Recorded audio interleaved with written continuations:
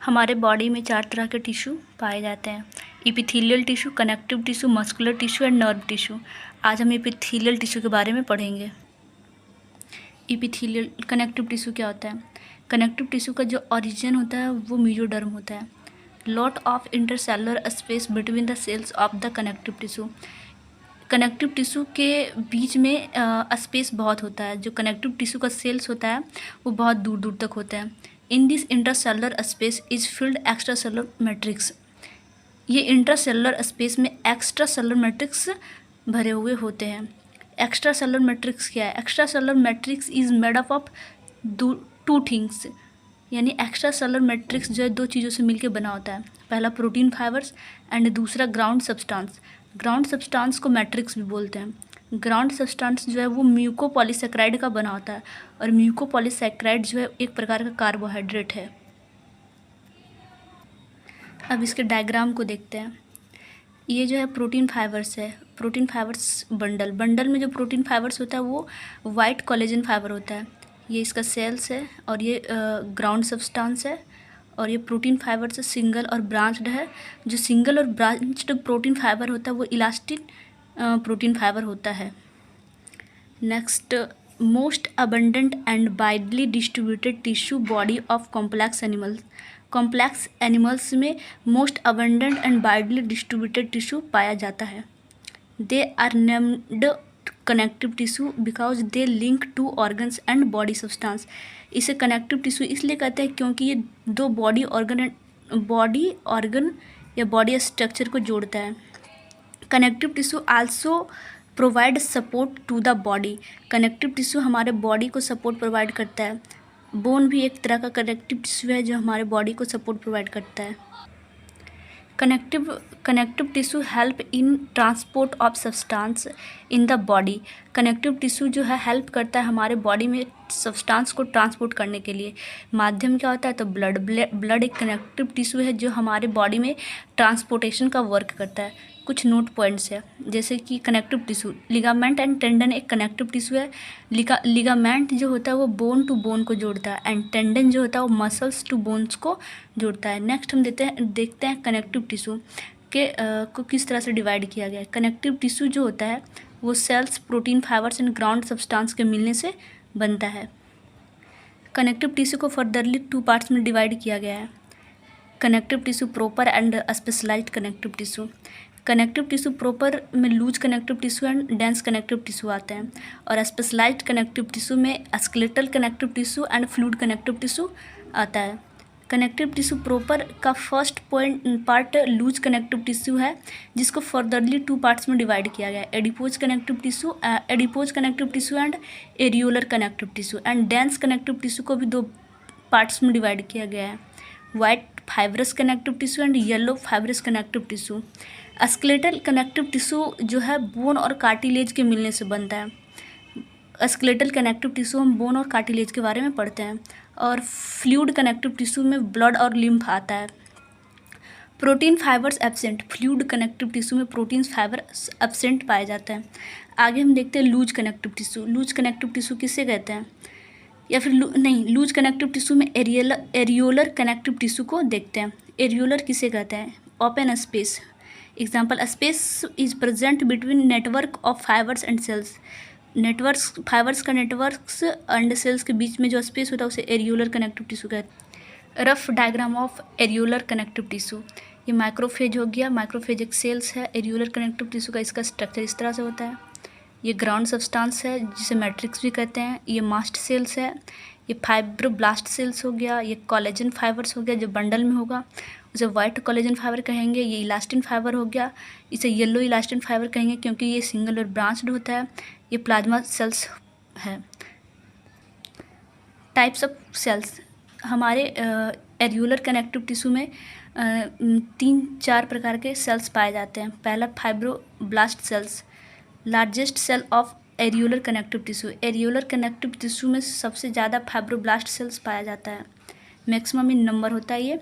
This cells makes fibres as well as ground substance. यह cells जो है fibres और ग्राउंड सब्सटेंस दोनों को रखता है।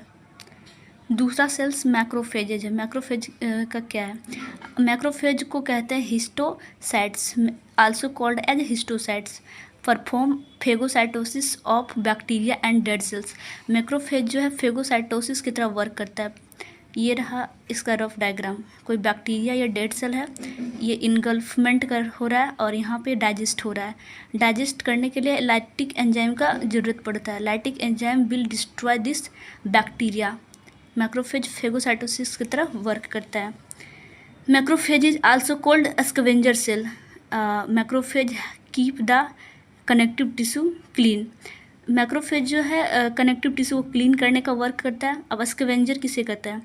स्कैवेंजर जो है words that eat dead animals and keep our area clean. Scavenger उसे कहते हैं जो स्कैवेंजर एक वर्ड्स की तरह वर्क करता है जो डेड एनिमल्स और यानी कि कीप आवर एरिया यानी क्लीन करने का वर्क करता है। अब हम देखते हैं मास्ट सेल। मास्ट सेल क्या है? Mast cell release 3 types of chemicals. Same types of chemical release by basophil. Basophil जो है एक तरह का WBC है। मास्ट सेल भी बेसोफिल के सेल की तरह ही वर्क करता है। मास्ट सेल का पहला सेल जो है जो केमिकल प्रोड्यूस करता है वो हिस्टामिन। हिस्टामिन जो है वेसोडाइलेटर की तरह वर्क करता है। वेसोडाइलेटर मतलब क्या हो गया? जिसमें जो डायामीटर को ज़्यादा कर दे। वेसोडाइलेटर होता है blood vessels dilator. Blood vessels में आर्टरीज को लेंगे to increase diameter of blood cells. Next हम देखते हैं सीरोटोनिन। मास्ट सेल का पहला सेल हिस्टामिन है, दूसरा सीरोटोनिन्स। सीरोटोनिन्स जो है वो वेसोकॉन्स्ट्रिक्टर की तरह वर्क करता है। इलास्टिक प्रोटीन का बना होता है। येलो फाइबर्स होता है, सिंगल होता है और ब्रांच्ड होता है। इलास्टिक एंड स्टोरेज का वर्क स्ट्रॉन्ग होता है और फ्लेक्सिबल होता है। इलास्टिक फाइबर जो होता है वो फ्लेक्सिबल होता है। नेक्स्ट देखते हैं ग्राउंड सब्सटेंस, जिसे मैट्रिक्स भी कहते हैं। ग्राउंड सब्सटेंस जो होता है made up of mucopolysaccharide. Mucopolysaccharide का बना होता है और म्यूकोपॉलीसेकेराइड जो एक प्रकार का कार्बोहाइड्रेट है। नेक्स्ट देखते हैं एरियोलर कनेक्टिव टिश्यू प्रेजेंट होता है कहाँ? It is present between beneath the skin and is connect skin to underlining muscles. Areolar connective tissue जो होता है स्किन के नीचे पाया जाता है। ये इसका डायग्राम है। ऊपर एपिडर्मिस, नीचे डर्मिस। एपिडर्मिस एंड डर्मिस दोनों को मिलने से स्किन बनता है। उसके नीचे पाया जाता है एरियोलर कनेक्टिव टिश्यू और उसके नीचे पाया जाता है muscle. Forms support framework for epithelium. Epithelium को ये सपोर्ट और फ्रेमवर्क देता है। Beneath epithelium is present connective areolar connective tissue as epithelium is avascular. Epithelium जो होता है ये एवेस्कुलर होता है। अब देखते हैं एडिपोज कनेक्टिव टिश्यू के बारे में। एडिपोज कनेक्टिव टिश्यू क्या है? एडिपोज कनेक्टिव टिश्यू जो होता है fibroblast converted in adipocytes. Adipose connective tissue में फाइब्रोब्लास्ट जो होता है कन्वर्ट करता है एडिपोसाइट्स में। ये इसका रफ डायग्राम है। ये फैट ग्लोब्यूल्स हो गया, ये न्यूक्लियस हो गया, ये एडिपोसाइट्स हो गया। एडिपोज कनेक्टिव टिश्यू का diagram. Adipocyte is store fat. Adipocyte जो होता है स्टोर करता है फैट को, जिसे ट्राइग्लिसराइड भी कहते हैं। All extra food is extra carbohydrate which are not required to the body are converted in fat which is stored inside adipose connective tissue। इसका रफ डायग्राम। इसमें भी ऊपर में एपिडर्मिस, नीचे डर्मिस, दोनों के मिला के स्किन और उसके बीच में पाया जाता है adipose connective tissue.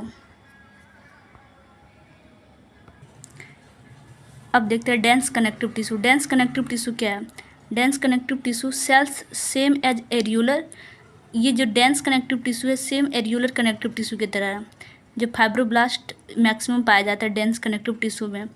Mast cell and macrophage भी इसमें पाया जाता है। फाइब्रस कैन भी डिफरेंट तरह का फाइबर्स पाया जाता है। Ground substance matrix made up of mucopolysaccharide. इसमें भी जो ग्राउंड सब्सटेंस है वो म्यूकोपॉलीसेकेराइड का बना होता है।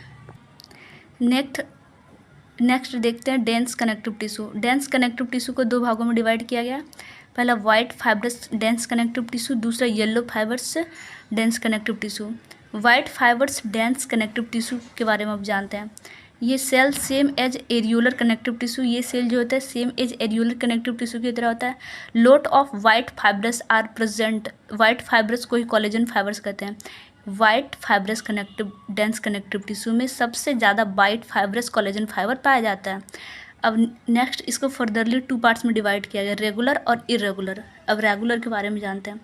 रेगुलर जो होता है 1 layer contain fibres and other next layer contain cells. जहाँ ये रफ डायग्राम भी दिया गया, 1 सेल्स पहले कंटेन कर रहा है फाइबर्स को, दूसरा सेल्स को, फाइबर्स को सेल्स को।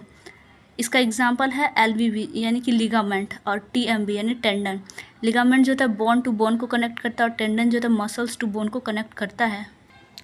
नेक्स्ट देखते हैं रेगुलर कनेक्टिव टिश्यू क्या है। रेगुलर जो है fibres are irregular arranged and have cells are also asymmetrically arranged. इसका एग्जाम्पल इरेगुलर का एग्जाम्पल स्किन है, और रेगुलर का एग्जाम्पल जो है लिगामेंट एंड टेंडन है। इरेगुलर में cells fibrocell and fibroblast and cells दोनों इरेगुलर फॉर्म में होता है। यहाँ पे देखते हैं एपिडर्मिस डर्मिस, ये दोनों को स्किन करते हैं। डर्मिस के नीचे होता है white fibrous irregular connective tissue. Next देखते हैं हम yellow fibrous dense connective tissue के बारे में। Yellow fibres dense connective tissue का रेगुलर के बारे में देखते हैं। ये जो होता है इसका जो सेल्स होता है वो fibroblast, mast cell and macrophage, ये तीनों सेल्स पाए जाते हैं। इसमें एक्स्ट्रा सेलुलर मैट्रिक्स होता है, और एक्स्ट्रा सेलुलर मैट्रिक्स में फाइबर्स एंड ग्राउंड सब्सटेंस दोनों पाए जाते हैं। दोनों को मिलने से ही एक्स्ट्रा सेलुलर मैट्रिक्स बनता है। फाइबर्स 2 प्रकार का इसमें पाया जाता है। येलो इलास्टिक फाइबर जो ज़्यादा पाया जाता है, और white collagen fibre also present less amount में होता है। ग्राउंड सब्सटेंस जिसे मैट्रिक्स भी कहते हैं, ये म्यूकोपॉलीसेकेराइड का यहाँ पर भी बना होता है। Regular 1 layer contain fibres, the other layer contain cells and this is repeated. जैसे कि ये एग्जांपल हो गया रेगुलर का लिगामेंट। इसमें elastic fibres, ground substance, cells and collagen fibre, ये जो रेगुलर वे में होता है। पहले फाइबर्स आ जाएगा, फिर सेल्स, फिर फाइबर्स, फिर सेल्स, इस तरह से। अब देखते हैं हम स्पेशलाइज्ड कनेक्टिव टिश्यू क्या है। स्पेशलाइज्ड कनेक्टिव टिश्यू में स्केलेटल कनेक्टिव टिश्यू और फ्लूइड कनेक्टिव टिश्यू आता है। अब स्केलेटल कनेक्टिव टिश्यू में भी बोन और कार्टिलेज आता है, और फ्लूइड कनेक्टिव टिश्यू में ब्लड और लिम्फ आता है। हम पहले देखते हैं कार्टिलेज के बारे में कि कार्टिलेज होता क्या है। कार्टिलेज क्या है? Cartilage contain cells, cartilage cells बनाता है। उस सेल्स का नाम है chondrocytes. The chondrocytes 1 to 4 be present in a cavity called लेक्यूना।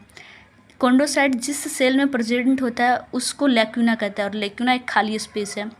Chondrocytes max proteins, fibres and ground substance. Chondrocytes बनाता है प्रोटीन्स, फाइबर्स को और ग्राउंड सब्सटेंस को। इसमें एक्स्ट्रा सेलुलर मैट्रिक्स भी पाया जाता है। Extra cellular matrix made up of 2 things. पहला प्रोटीन फाइबर्स। प्रोटीन फाइबर्स क्या होता है? Can be white collagen fibres और येलो इलास्टिन फाइबर, दोनों पाया जाता है। ग्राउंड सब्सटेंस में क्या होता है? ग्राउंड सब्सटेंस जो है मेड अप ऑफ म्यूकोपॉलीसेकेराइड, और म्यूकोपॉलीसेकेराइड जो यहाँ पे होता है उसे कॉन्ड्रोटिन सल्फेट कहते हैं। यहाँ पे इसका रफ डायग्राम है, ये कैविटी है और इस जिसे लेक्यूना कहते हैं, और इसके बीच में पाया जाता है chondrocyte cells. The extra cellular matrix of cartilage makes the cartilage solid pliable and it resist compression. अब देखते हैं there are 3 types of cartilage. Cartilage 3 तरह का होता है। पहला हाइलिन कार्टिलेज। हाइलिन कार्टिलेज किसे कहते हैं? हाइलिन कार्टिलेज जो होता है वो ग्लास लाइक कार्टिलेज होता है। Protein fibre are found in very less amount. Hyaline cartilage जो होता है वो ग्लास लाइक स्ट्रक्चर होता है, glass like cartilage. Protein fibre are found in very less amount. इसमें प्रोटीन फाइबर बहुत ही कम मात्रा में पाया जाता है। Extra cellular matrix provide a bluish colour to the cartilage. Extra cellular matrix जो होता है प्रोवाइड करता है ब्लूइश कलर। सेल्स इसमें जो होता है कॉन्ड्रोसाइट्स होता है प्रेजेंट होता है, वो कार्टिलेज के फॉर्म में होता है, और बड़ा होने के बाद वो कार्टिलेज बोन्स में कन्वर्ट हो जाता है। दूसरा एग्जाम्पल है C shape ring of trachea. Trachea का जो सी शेप होता है वो भी हाइलिन कार्टिलेज का बना होता है। नेक्स्ट देखते हैं इलास्टिक कार्टिलेज। इलास्टिक कार्टिलेज क्या होता है? This cartilage contain yellow elastic fibre mainly. So elastic cartilage is very flexible. Elastic cartilage बहुत ही फ्लेक्सिबल होता है। Cells chondrocytes present in lacuna. Elastic cartilage का एग्जाम्पल टिप ऑफ नोज है, outer ear joint जिसे ईयर पिन्ना भी कहते हैं। अब वाइट फाइब्रस कार्टिलेज के बारे में जानते हैं। This cartilage contain white collagen fibre mainly. इसमें वाइट कोलेजन फाइबर ज़्यादा पाया जाता है। स्ट्रॉन्गेस्ट कार्टिलेज है वाइट फाइब्रस कार्टिलेज। इसमें जो सेल्स होता है वो कॉन्ड्रोसाइट्स प्रेजेंट होता है, और ये लेक्यूना में प्रेजेंट होता है। इसका एग्जांपल है वाइट फाइब्रस कार्टिलेज का एग्जांपल इंटरवर्टिब्रल डिस्क है और प्यूबिक सिम्फाइसिस। ये कहाँ पे प्रेजेंट होते हैं इसे रफ डायग्राम के थ्रू देखते हैं। ये हो गया वर्टिब्रल कॉलम वर्टिब्रा और इसके बीच में इंटरवस वर्टिब्रल डिस्क पाया जाता है। वर्टिब्रा 26 होता है और इस दो वर्टिब्रा के बीच में जो होता है वो इंटरवर्टिब्रल डिस्क पाया जाता है। और प्यूबिक सिम्फाइसिस कहाँ पाया जाता है? पेल्विक गडल का जो दो हिप बोन होता है उसको जो ज्वाइंट करता है उसे प्यूबिक सिम्फाइसिस कहते हैं। नेक्स्ट जानते हैं बोन के बारे में। बोन में सेल्स और एक्स्ट्रा सेलुलर मैट्रिक्स दोनों आता है। सेल्स किस में क्या क्या होता है? सेल्स में ओस्टियोसाइट्स सेल्स होता है। ये ओस्टियोसाइट्स जो सेल्स होता है one osteocytes present in one lacuna. एक लेक्यूना में सिर्फ एक ही ओस्टियोसाइट प्रेजेंट होता है। यहाँ पे डायग्राम है इसका, ये लेक्यूना है, ये osteocytes. Osteocytes only forms organic parts of the extra cellular matrix of bones.